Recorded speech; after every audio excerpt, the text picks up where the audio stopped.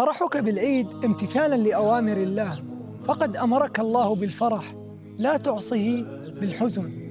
لا تخرف فرحة العيد بحجة أن مات لك قريب أو صديق أو أخ، فقد فرح بالعيد الصحابة بعد أعظم مصيبة قد حلت عليهم، وهي موت النبي محمد صلى الله عليه وسلم. رغم ذلك فرحوا بالعيد امتثالاً لأوامر الله. ذلك ومن يعظم شعائر الله فإنها من تقوى القلوب. انثروا الفرح على وجوه الأطفال وفي البيوت وفي الطرقات.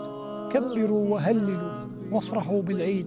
الله أكبر الله أكبر الله أكبر، لا إله إلا الله. الله أكبر الله أكبر ولله الحمد.